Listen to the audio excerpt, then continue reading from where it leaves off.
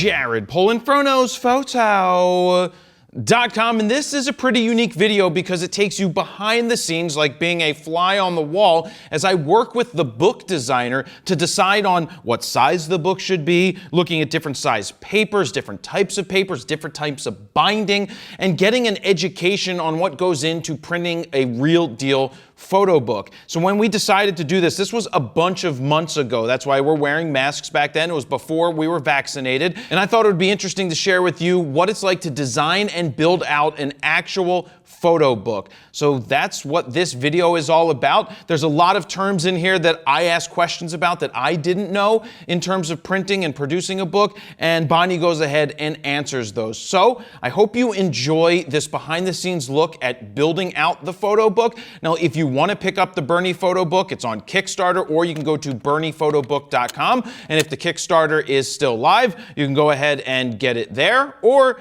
if this is well after the Kickstarter is over, you can purchase the book on the website. So enjoy this video. Where should we start? Now we have nothing to say. No, I think, well, do you want to show me these? Sure. And then we can look at why we pulled these, and then I'll show you what I brought, because I brought some already printed books for material ideas, and then I brought some printouts of some formats that, both the ones you priced and then two others. Right, and I'm open to no, you gotta just try size. literally everything, and if you, I'm not offended also, like, you know, if you don't So like these it, are, you don't like it. These are, I mean, they're photo books. Right, So these are the ones you showed me, like you held up and showed me. Yeah, they're just physical, they're actual photographic prints. So they're way too expensive to do, but the gutter is fine because it's lay flat. Right. Which is one of my main concerns with the book. Like, I pulled the Gerald Ford book, which is very similar to the size I was looking at, but the gutter kills me. Right, so actually I guess we're just gonna, our new plan of order is gonna become already null and void, because so I brought something that has an interesting binding for that purpose. So it's what's called a Flexi Bound. Yeah. Because it can lie super flat because the spine isn't, obviously I know this isn't the paper you're interested in, but you can do this kind of binding with any paper. And you don't lose you're not losing anything in the gutter. Exactly. I mean, I still, like, there was that one where it was like right in his face, and his face is only like a centimeter wide. Well, yeah, I tend to... that one we may want to like put on just a page, or, you know, something like this would be totally fine. These are fine. Obviously these are fine. Like, the only one I was thinking was the group. Like, honestly, this would be fine. It was just that one group one where his face is... I got a lot of those somewhere. Pretty small and pretty centered. Yeah, well, but I know yeah, what you're saying. So I also think this is kind of a cool, different type of, like... I don't like, can we do something different with the cover? Yeah, I mean, this is just cloth wrapped around the board. So you could do, I mean, these are all cloth wrapped around board. These are paper over board. You could do paper over board and not cloth, or you could do a different cloth and do like a photo in the middle. Yeah, these are called tip-ins. So you could do like a solid color cloth with a tip-in. But yeah, so it allows it to really, I love this book. And how many pages can you do? Can we do the 200, at least the 200? Yeah, this is probably pretty close to 200. Huh. 203. Nice. But it's super flat. And how's that hold up over time? Oh, totally fine. This is exactly what's inside of here. Mm-hmm. It just doesn't have this thing like pinching it together. So it's the exact same, like you can see like it's sewn still. See the signatures? Yeah. Because this one, this killed me. Just absolutely, like how much, I love the large aspect of it. You know, my whole thing is I like big, impressive prints. Yeah. At home, I've got 4 feet by 6 foot prints because it shows But doing quality. this size with this kind of binding could be really cool. Right, and so this was like 10.5 by 13.5 or something. You were talking about how if I just shaved in half an inch somewhere, it's possible you can cut down on the price of the book. But I'm still not opposed to spending more money to get something more impressive. Right. I know that's going to add to shipping costs. I know that's going to add costs everywhere. But if we're gonna do it, I don't want to have just a book that's like a regular. If you're gonna do it, you might as well do it right. Yeah. Also, you're only gonna do it once in theory. This one. Yeah. Yeah, well, this project ones. But I love the size. So I think there were only like 9 of the pictures that were verticals.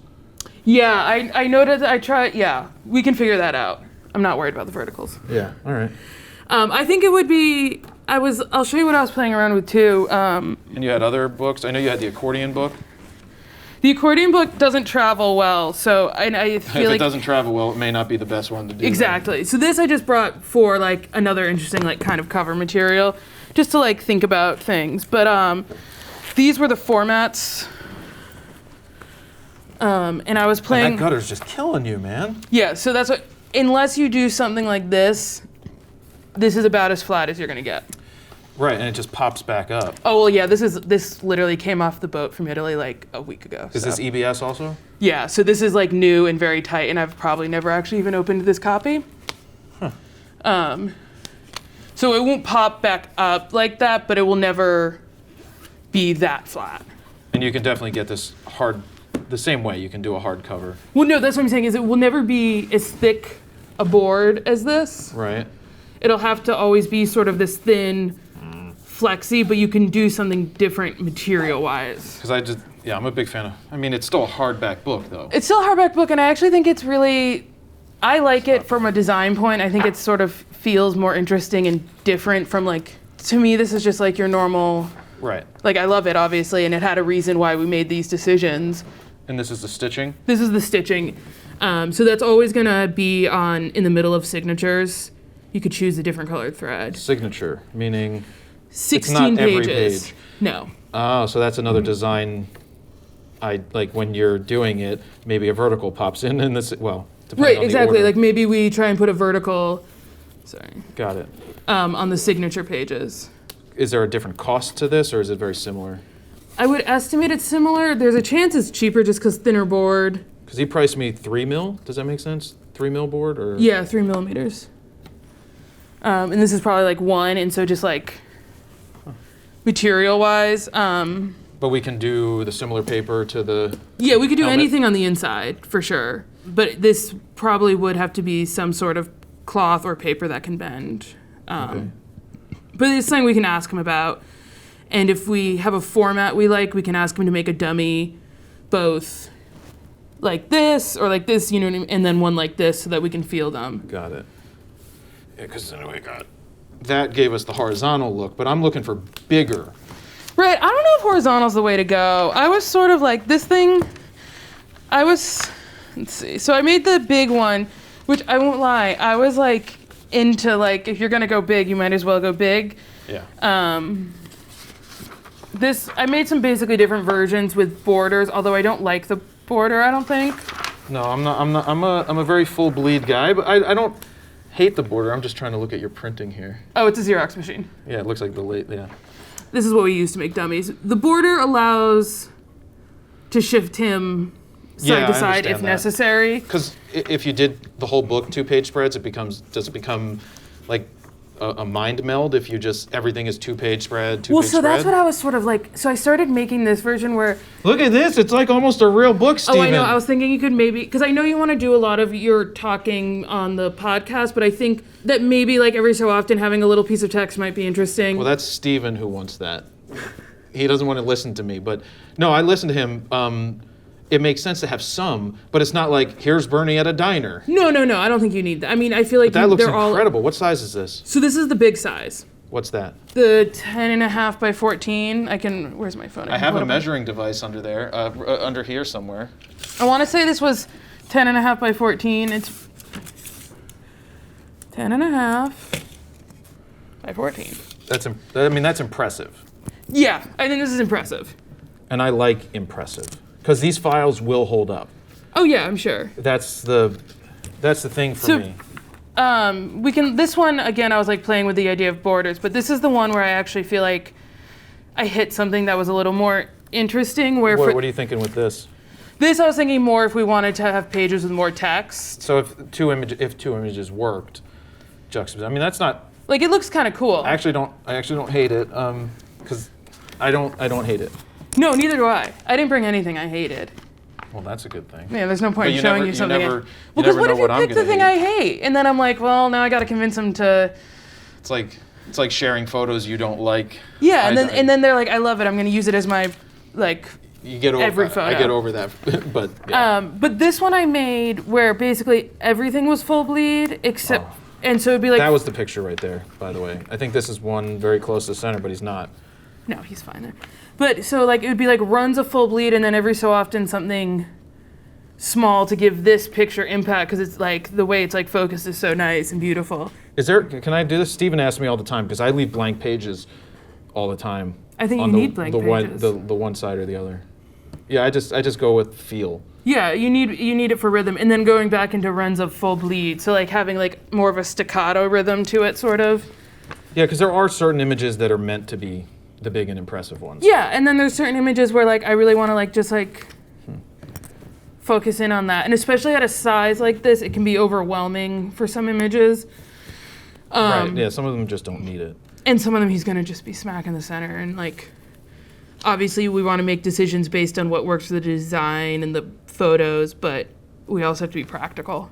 I mean, is there? So I'm still not locked into this particular size, which is basically this extraordinary. Pretty close to that. Is there? Do you ask them to go bigger? Because you were talking about. I wouldn't go bigger because no one would be able to like fit it on their shelves. I have big shelves. I know, but I'm most special, people don't have. Yeah, you're very special. But shipping is a concern. I got to worry about shipping. Shipping's a People- concern. You just start getting out of. So like when I talked about signatures, the book is printed on really large sheets. So there's like 8 pages on a sheet, and then it gets folded. Yeah. And then cut, and that makes a signature.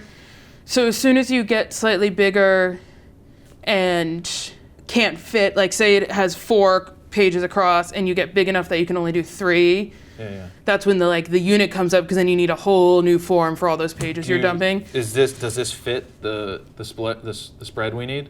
I'll ask Jonathan. I'm gonna make notes of things I need to ask him. Because you mentioned that like, hey, if you shave a half an inch, Right, it I may gotta ask save him you what $3 or $4. EBS has a very large printer that they use for like I don't mean this in a mean way, oversized books.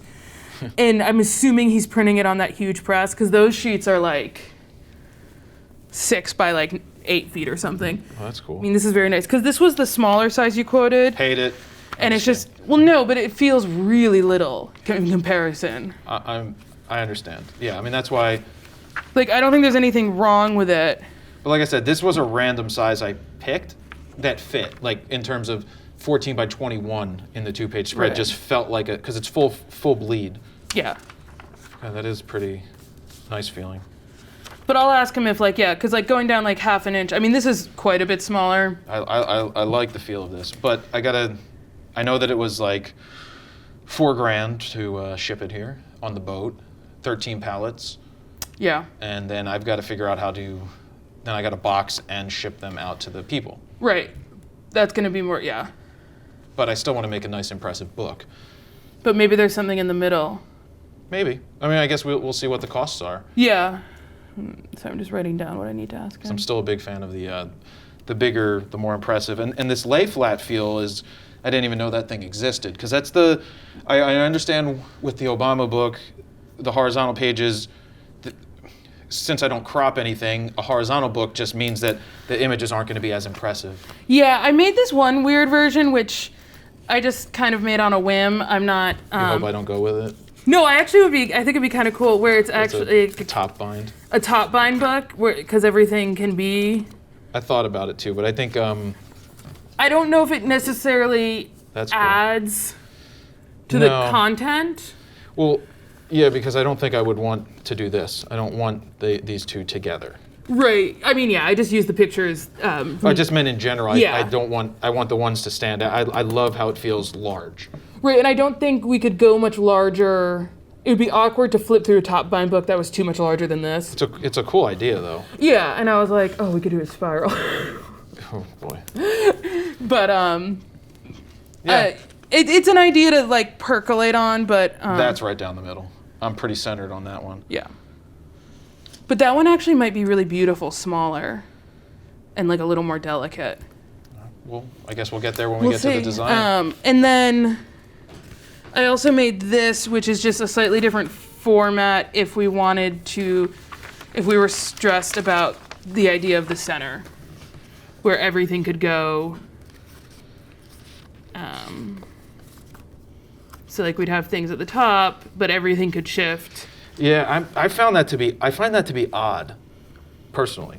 Yeah, no. Let's just make it 2-page, or if you put the white border on for some of them, we can get away with it.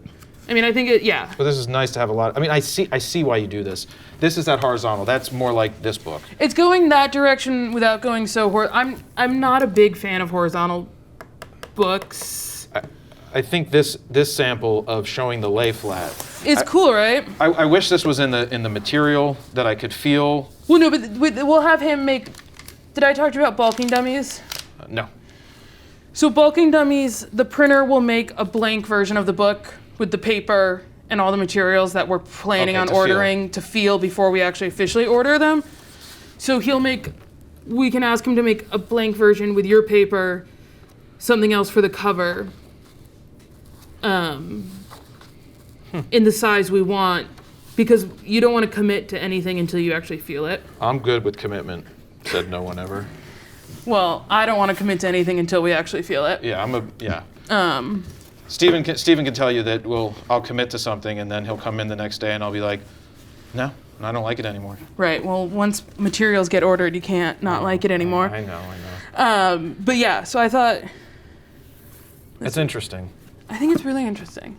I also, and I'm getting a little too conceptual. I feel like this feels a little more approachable than some of these more formal things, which I also associate with Mr. Sanders. Like this, to me, feels more comfortable to sit and read and look at. So Chairman Sanders. Chairman Sanders. Yeah. For the cover materials. So I'm not a fan of matte and flat. Right, so we wouldn't want to print on cloth. So we'd either want it to be paper over board, which is, in theory, like what these guys are. It's like. So do we not do dust jackets anymore? Is that not a thing? We can. I just feel like they're extraneous. Because they rip and then they tear, and that's the same as ripping, tearing. It is. There are reasons for dust jackets. For like the Obama book, we did the dust jacket because we wanted to print the picture to print really well, and you can see like when you print on cloth, it does change the tonality and it's not as intense. And you hit a 44 in there. And we hit a 44 in there. That was great. And it allows also, in this case, for like back cover and flap copy. Uh-huh.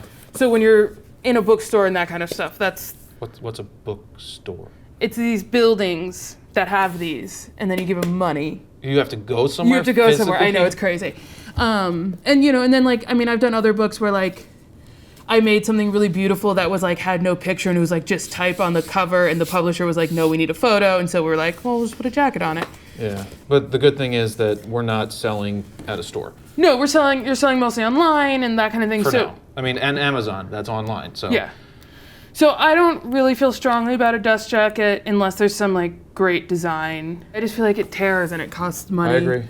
I agree. I hate when they tear because I get upset because I want it to be perfect. And exactly. Then it's not. I don't dislike the Joey L cloth with a photo. With a photo, maybe. But I still kind of just like big, impressive print on the cover. Oh, no. And it's most likely, it has to be a vertical. No, it doesn't. Doesn't? No, why would it have to be like, can you imagine actually It's got to be a good photo though. It's got to be. Yeah, no shit. It's got to be a good photo, but like a cool crowd shot where like Bernie's on the front and it wraps around to the back and there's like a crazy crowd on the back. We have that shot. I'm sure you have a bunch of those. We have that. We have a couple of those, and I have one. So I don't think it needs to be a vertical at all. In fact, a vertical would have to get cropped if you wanted it full bleed on the cover. No. Exactly. So. Well, I'll make an exception on the cover as long as it doesn't take away. Actually, to be honest, everything, because like as soon as you add a spine, like it changes the aspect ratio. So this is not a good cover. Forget it. That just doesn't work. No, but something. It's in there. Yeah. Covers find you. Okay. They just like pop up and they're like, I want to be the cover, and then you're like, okay, great.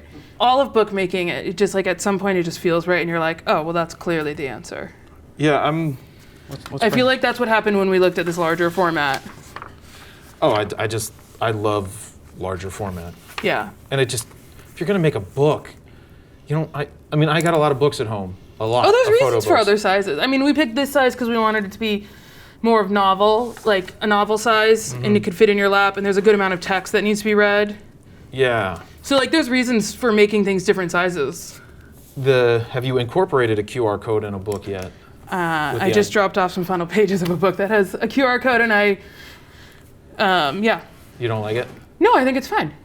Because I'm just saying it was the first one I've ever done. Got it. And I was worried it wouldn't work, but it does work. I scanned it this morning. Yeah, so to me, as we like talking about the images is what I want to convey. You can't convey that you can convey some stuff in text. Like when I told you about Gordon Parks, like I love his books, and I would love to have heard him talking. Like, you want to hear Ansel Adams talk about the pictures. I do. That's me personally. Yeah. But yeah, I love the process that you can sit there with your headphones in, pull up the QR code, listen to it like a podcast, go back, because we still have to figure out the audio portion and how they'll, based on the pages, like kind of have a table of contents on the website so that they know at this second or this. We'll figure that out. Steven's good at that. Yeah, I do think that makes a lot of sense.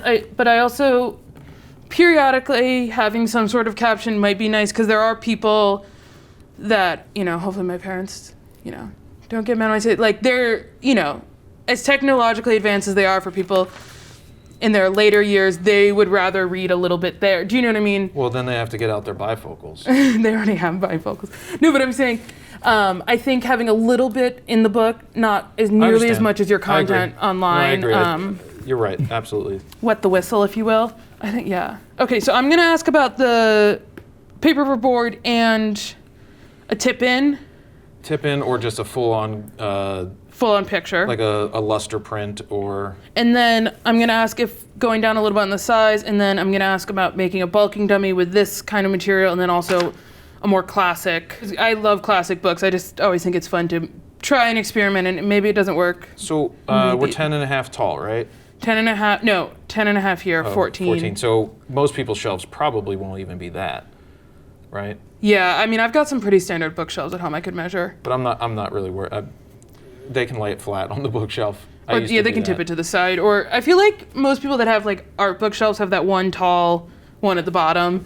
This doesn't stress me out size, but going bigger than this I think would become cumbersome. So I have a friend, Tyler Shields, who's gonna do a book, and I'll definitely be connecting you guys. Probably he's shooting most of it. He does fine art, and he's definitely gonna do one of those super expensive big ones. Right. Because it's for fine art people. Right. This isn't. This you also want people to revisit, and if it's like a 10-pound book. Well, you could work out with it. Yeah, I think honestly at 200 pages in this size, you're already hitting that. How much I'm gonna have to do UPS. Oh boy. Once we get this stuff from Jonathan, he can give us an estimated weight, and then you can figure that out. I have a business thing with them, and yeah. The crazy part is thinking about 13 pallets showing up at my door. Yeah. It's a lot of books. Yeah, I got a warehouse. Yeah. That we have to figure out. What's the print run you're thinking? 2,000? Yeah, it was based off of when he quoted me 1,000 books. It was like $27, right? And then when you went to 2,000, you're looking at $18. So you're saving $9. Yeah. And so for 10 grand more, you can get 2,000 books. It just seemed to make sense. No, yeah, that's one of the things whenever I like show people pricing, I'm like, just look at the unit. Like if you're thinking that you might potentially want those books later, do it now. But the other thing is, we'll probably figure out launching the Kickstarter prior to ordering the run. Yeah. Just in case you're like, oh shit, we just sold 1,000. Yeah. Or oh shit, we sold 2,000. And then you up the print run, or yeah. Yeah, and you can up. I mean, that's the goal. Knock on wood, is to, as I've said on the podcast, I think that if I get a fraction of the people that follow to just buy a book, I mean, it could potentially be a lot. Yeah, exactly. I think those kinds of things with Kickstarters make sense, because you kind of know the base number of how many you're going to sell before you've actually even. Plus, yeah, and you could do the extra incentives, like including one of these proofs that we have here in the box. That's the idea. And then I wanted, other than you said he might write something potentially, other than that, you're not going to have text except for maybe some captions. I think the beginning there's a foreword. I'm still figuring out if I have to come up with the right question that he can answer. I'm also debating whether it's possibly his wife, I think, could give a good forward as well. Sure. So I got to talk that out with them. Yeah, of course. And maybe I will say some words that I'll also say in the audio, like dedication page and stuff like that. Yeah, I'm just trying to think of like all the things that I should start playing around with design with after. Well, okay. So when you talk about words, there's 3 different times I was out there, right? Right. This one encompassed 2 full days, but like 7 stops or something. This one encompassed with AOC was out in LA, so this was for 1 campaign stop, a bunch of hours, and then this was when I flew back out to Iowa for the caucus. So that was like the beginning of the whole. That was basically the end of the trail.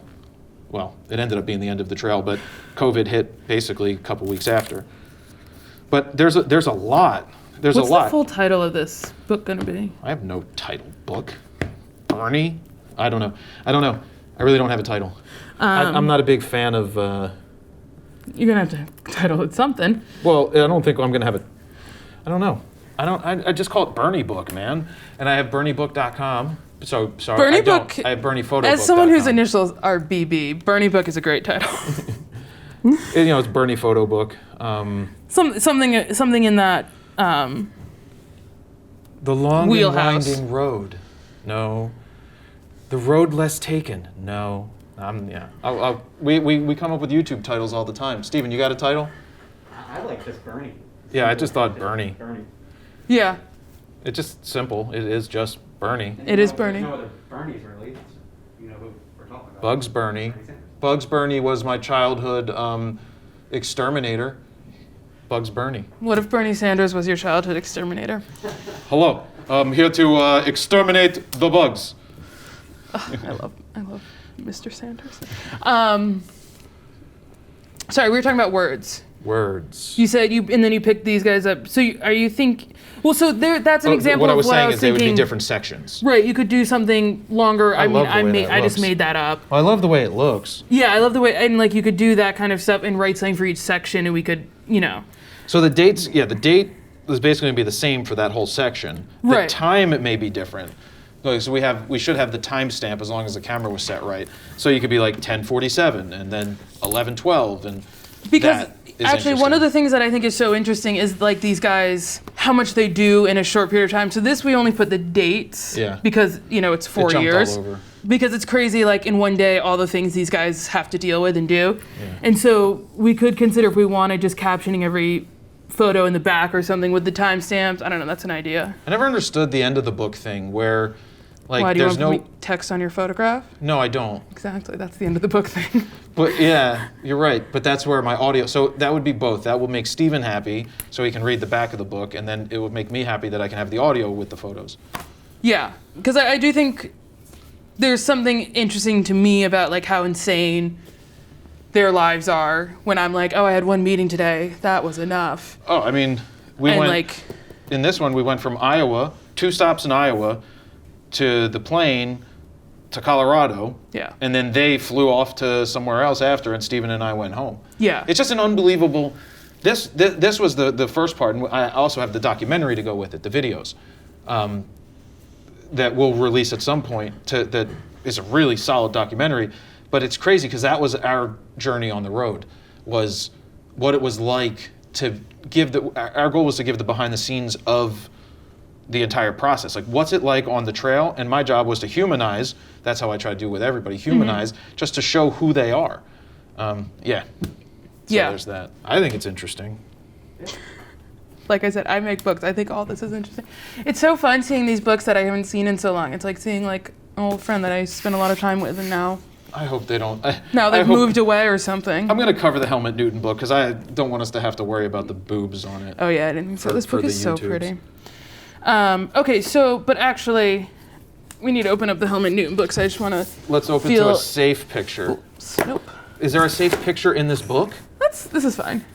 Yeah, this is nice paper. I like this. Well, yeah. So Yeah. when they told me this was matte, I'm like, that's not matte paper. Well, no, so matte and printing has different, like these are all matte papers.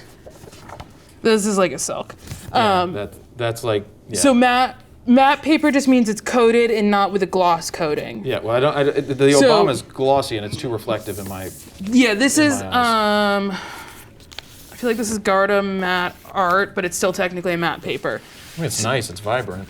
Yeah, we picked it because it would hold the colors well, because there's such like different, like there's a lot of indoor light, there's a lot of like, you know, it's one of the more versatile papers. I'm just wondering if we wrote the name of the paper, which we didn't.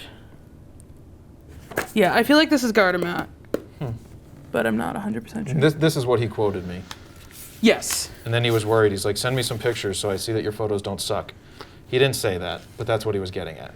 Well, ABS, they do, you know, they like to keep their standards high. Good. I love, you know, But is there a reason people go to Italy?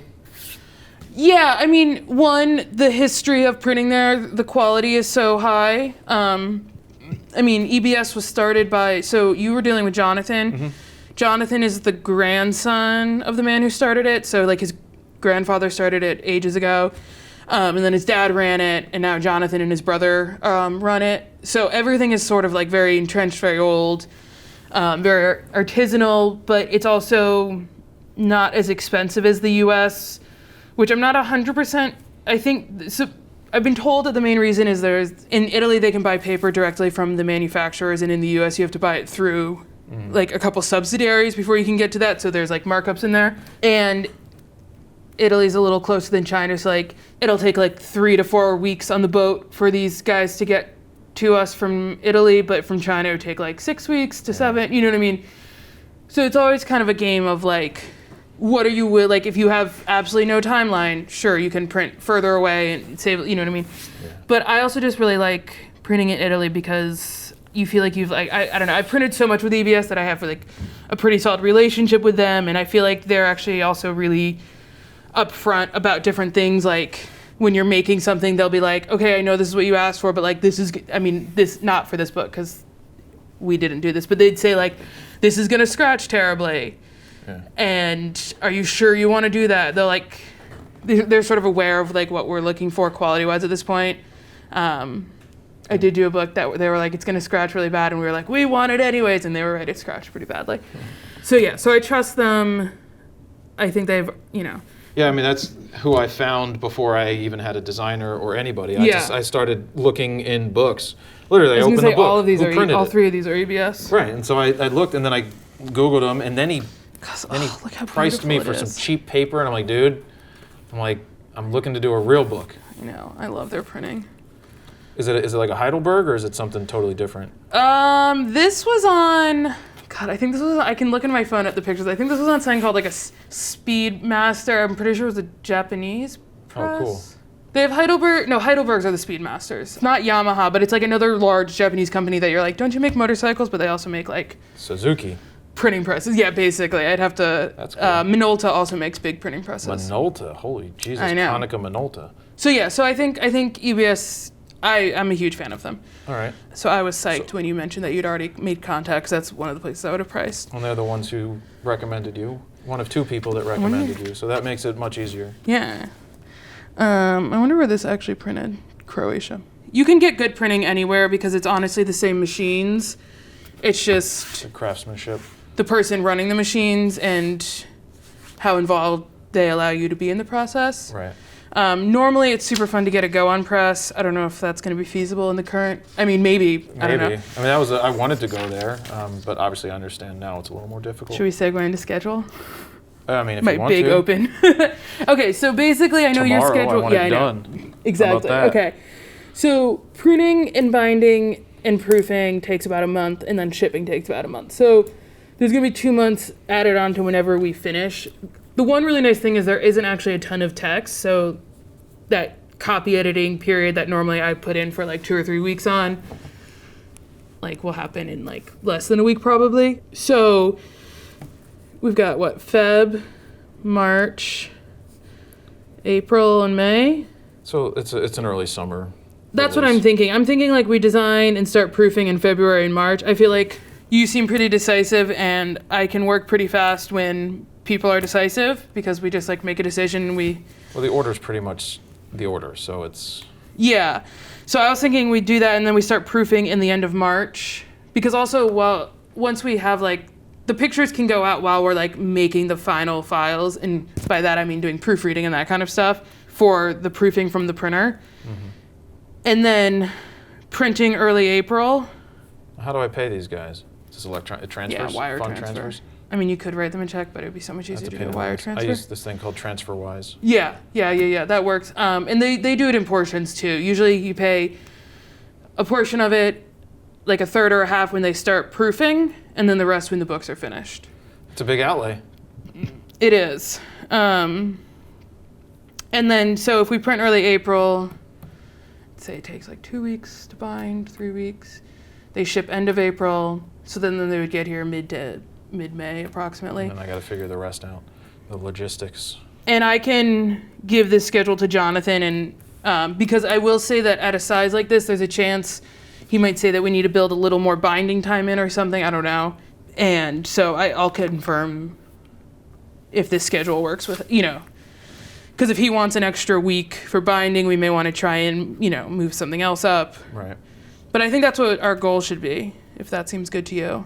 Yeah, I mean, I'm Obviously, if we finish sooner, yeah. let's get it out the door. I mean, I got to get to the audio stuff, which I know we have more time to do because that's online. But we also need to have that all prepped when it goes to print. Yeah. For certain things, and then I got to figure out the Kickstarter and the whole marketing. So many moving parts. Yeah, there's a lot of moving parts, and then we got to run the business still, and then we got to make YouTube videos, and then we got to, I don't know, eat lunch at some point, and then. I was gonna say, do you want to eat lunch, and then after lunch we start tackling looking at the pictures? Sure, that works for me. I think we did some good damage with. I think we actually the did a lay lot flat. of really practical damage, like that we can get Jonathan moving on stuff. I've sort of already gotten a vibe of like what you're into. Yeah, I like design-wise. I like the feel of this, the starting feel of it. Yeah, I thought it was and I'm glad you like that little bit of type. I don't hate it, so it's a good thing. No, I mean, which means I like it. If I don't hate something. I was gonna say, I feel like that's a pretty good. I'm good with don't hate for right now because we've just met. Well, yeah, it just it works, and I guess for certain images, we'll see which ones work for this, where you have room to put it. But it definitely splits it up because I don't think you want to punch people in the face with 14 by 21s nonstop. Well, no, and they'll just glaze over and they'll stop. Everything is the same level of like intensity, so they won't realize the intensity of like one of these huge photos that you really want to highlight. Yeah. Cool. Lunchtime, Steven. Cut. Woo! Cut. So I hope you enjoyed the first video from behind the scenes of me putting together this Bernie photo book. There's going to be a couple of more in this series. I know it's a long video, but I found it personally to be interesting. Steven found it to be very fascinating as well. And Dan, when he was editing, found it to be fascinating as well. It's not the most extremely fascinating stuff in the world, but it's interesting to see the process that goes into building out a real deal photo book. So again, if you'd like to pick it up, go to BerniePhotoBook.com. If the Kickstarter's still live, you can go to support that. Or if it's not, you can also purchase a book. The link is on the website at BerniePhotoBook.com. Thank you very much for watching. Jared, Polin, FroKnowsPhoto.com. See ya.